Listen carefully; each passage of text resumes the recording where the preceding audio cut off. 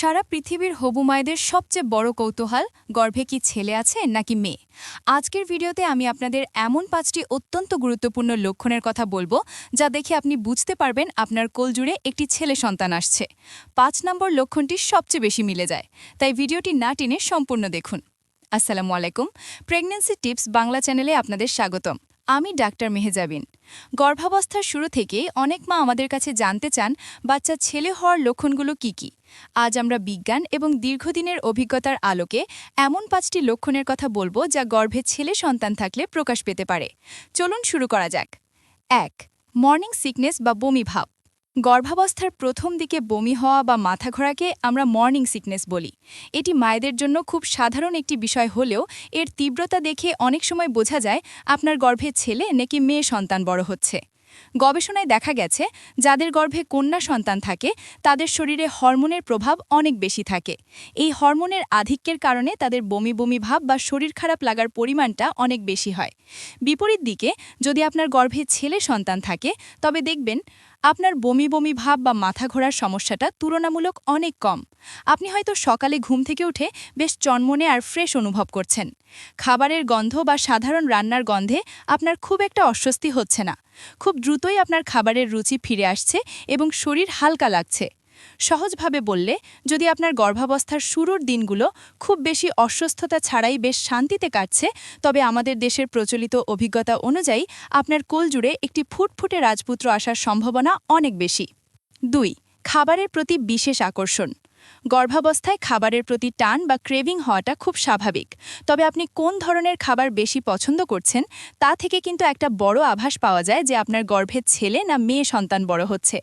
প্রচলিত অভিজ্ঞতা এবং অনেক বিশেষজ্ঞের মতে যদি আপনার গর্ভে ছেলে সন্তান থাকে তবে আপনার খাবারের রুচি বা পছন্দের মধ্যে বিশেষ কিছু পরিবর্তন দেখা দেবে। যেমন টক ও নোনতা খাবার। আপনার কি খুব বেশি টক জাতীয় খাবার খেতে ইচ্ছে করছে, অথবা খুব নোনতা ও ঝাল খাবার যেমন ঝাল চানাচুর বা ভাজাপোড়া? তবে এটি ছেলে সন্তান হওয়ার একটি শক্তিশালী লক্ষণ। মিষ্টির প্রতি অনীহা। সাধারণত দেখা যায় যাদের গর্ভে ছেলে সন্তান থাকে তাদের মিষ্টি জাতীয় খাবারের প্রতি আগ্রহ কিছুটা কমে যায়। তারা মিষ্টির চেয়ে টক বা ঝাল খাবারই বেশি তৃপ্তি পান। আমিষ খাবারের প্রতি ঝোঁক।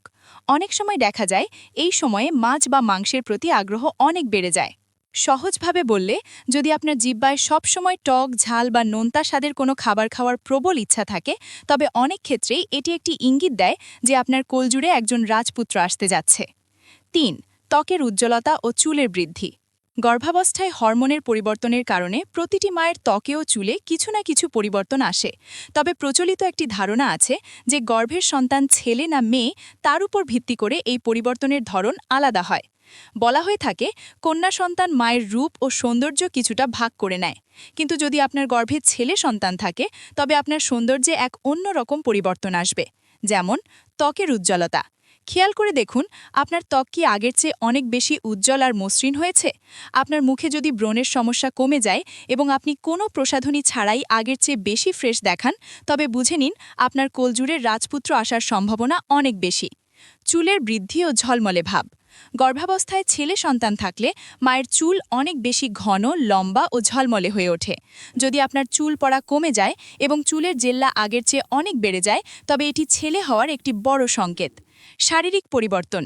অনেকে মনে করেন ছেলে সন্তান পেটে থাকলে মায়ের চেহারা ফ্যাকাশে না হয়ে বরং আগের চেয়ে অনেক বেশি লাবণ্যময় হয়ে ওঠে।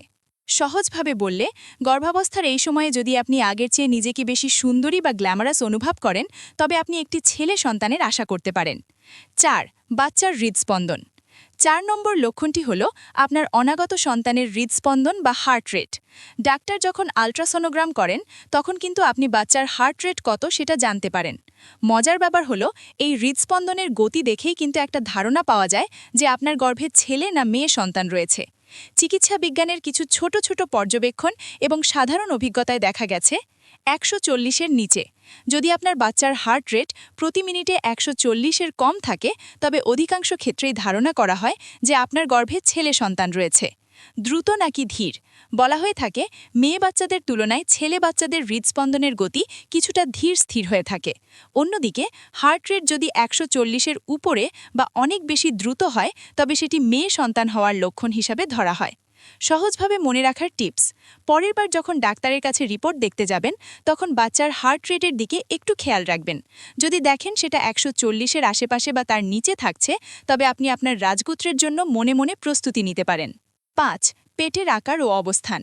সবশেষে এবং সবথেকে পরিচিত লক্ষণটি হল আপনার গর্ভবতী পেটের আকার বা গঠন দেখে বুঝে নেওয়া। এটি আমাদের দাদি নানির আমল থেকেই সবথেকে জনপ্রিয় একটি পরীক্ষা। গর্ভাবস্থার শেষের দিকে এসে যখন আপনার পেটের আকার পুরোপুরি বোঝা যায়, তখন খেয়াল করুন আপনার পেটটি দেখতে কেমন। যদি দেখেন নিচের দিকে ঝুলে থাকা, আপনার পেটটি যদি আগের চেয়ে কিছুটা নিচের দিকে বেশি ঝুলে থাকে, তবে সেটি ছেলে সন্তান হওয়ার একটি বড় লক্ষণ। ফুটবলের মতো গোল।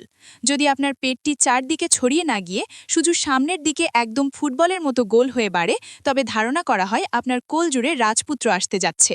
পেছনের দিক থেকে বোঝা না যাওয়া। অনেকে বলেন পেটে ছেলে সন্তান থাকলে পেছন দিক থেকে দেখে বোঝাই যায় না যে আপনি গর্ভবতী, অর্থাৎ আপনার কোমর বা শরীরের অন্যান্য অংশ খুব একটা ভারী হয় না। সহজভাবে বললে, যদি আপনার পেটটি দেখতে বেশ গোলগাল, সুগঠিত এবং কিছুটা নিচের দিকে নামানো থাকে, তবে আপনি আপনার রাজপুত্রের জন্য মনে মনে খুশি হতেই পারেন। তো দর্শক, এই ছিল সেই 5টি গুরুত্বপূর্ণ লক্ষণ যা দেখে আপনি আপনার অনাগত সন্তান ছেলে না মেয়ে তা কিছুটা হলেও আন্দাজ করতে পারবেন। একটি ছোট্ট কথা মনে রাখবেন, এই লক্ষণগুলো যুগ যুগ ধরে চলে আসা অভিজ্ঞতা এবং কিছু হরমোনাল পরিবর্তনের উপর ভিত্তি করে বলা। তবে চিকিৎসা বিজ্ঞান বলে আল্ট্রাসোনোগ্রাম ছাড়া শতভাগ নিশ্চিত হওয়া সম্ভব নয়। আর সব কিছুর উপরে বড় কথা হলো, সন্তান ছেলে হোক বা মেয়ে, সে যেন সুস্থ এবং সুন্দরভাবে পৃথিবীতে আসে, সেটাই আমাদের একমাত্র প্রার্থনা হওয়া উচিত। আপনার শরীরে এই লক্ষণগুলোর মধ্যে কোনটি মিলে যাচ্ছে আমাদের কমেন্ট বক্সে অবশ্যই জানান। আপনাদের অভিজ্ঞতা শুনতে আমরা অধীর আগ্রহে অপেক্ষা করছি। ভিডিওটি ভালো লাগলে একটি লাইক দিন এবং অন্য হবু মা বাবাদের সচেতন করতে শেয়ার করুন। মা ও শিশুর স্বাস্থ্য বিষয়ক নিয়মিত এবং নির্ভরযোগ্য তথ্য পেতে আমাদের চ্যানেলটি এখনই সাবস্ক্রাইব করে রাখুন। আজকের মতো এখানেই বিদায় নিচ্ছি। দেখা হবে পরবর্তী ভিডিওতে। সেই পর্যন্ত সবাই সুস্থ থাকুন, ভালো থাকুন। আল্লাহ হাফেজ।